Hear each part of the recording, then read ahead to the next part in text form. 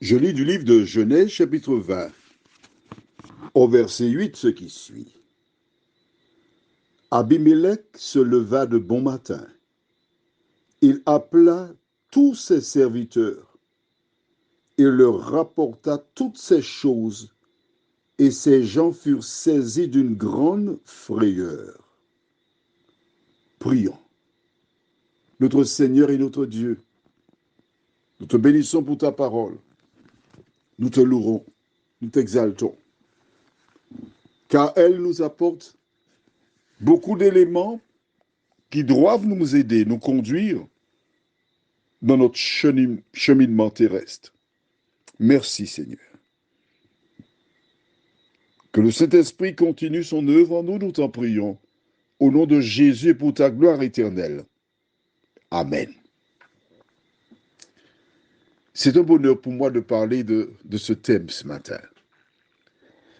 Car depuis jeune, quand on parle de jeune, adolescent même, 14-15 ans, je ne peux pas dormir après 22 heures. Eh oui, si je vais au lit après cette heure-là, le lendemain, je suis malade avec des céphalées, c'est-à-dire des maux de tête et des vomissements. Je vomis vraiment. Il faut que j'aille au lit tôt. Mon record, c'est 18 heures.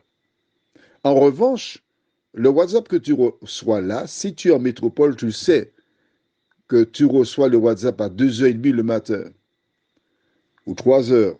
Et ceux qui sont dans la Caraïbe, à partir de 4h35, les WhatsApp s'en vont.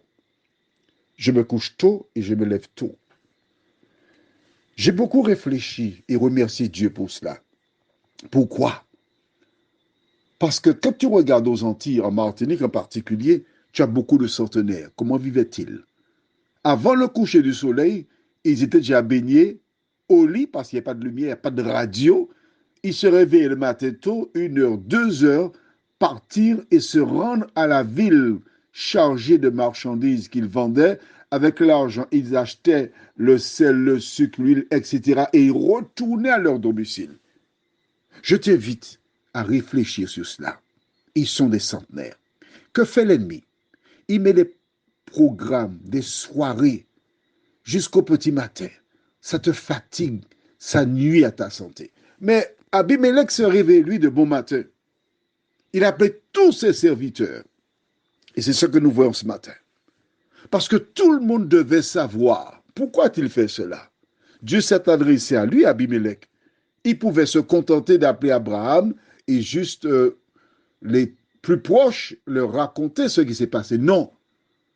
Dieu a poussé Abimelech à raconter cela à tous les serviteurs pour qu'ils connaissent, pour qu'ils sachent, mais surtout pour qu'ils ne commettent pas la même erreur. Quand Jésus fait quelque chose dans ta vie, que dois-tu faire? Il avait dit à l'homme qui était possédé, va dans ta maison, vers les tiens, et raconte-leur ce que le Seigneur a fait pour toi. Le même Jésus qui donna cet ordre à l'homme qui a été délivré, c'est le même Dieu qui a dit à Abimelech, il te faut dire ça à tous tes serviteurs pour qu'ils connaissent la voie de l'Éternel et qu'ils soient sauvés. Et grâce à l'expérience vécue, Abimelech te permet toi aussi de savoir ce que tu dois faire quand tu vis une situation similaire. Prions. Notre Seigneur et notre Dieu, la Bible nous inculque qu'Abimelech, ce roi, s'est levé de bon matin pour remplir cette mission.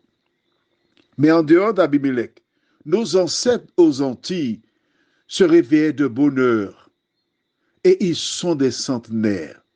Ils n'étaient pas malades comme nous le sommes aujourd'hui à cause de l'alimentation, le train de vie, les problèmes, etc. Pourtant, ils n'avaient pas tous les moyens que nous avons. Il fallait qu'ils aillent à la rivière laver leurs vêtements. Nous avons des machines à laver. Il fallait qu'ils fassent des kilomètres. Nous avons le véhicule qui ne nous aide pas trop en matière de santé puisque c'était leur sport, la marche. Seigneur, alors que nous lisons ta parole, de nous aider à l'appliquer dans nos vies à faire comme Abimelech, nous t'en prions, au nom de Jésus et pour ta gloire éternelle. Amen. Je te souhaite une bonne journée.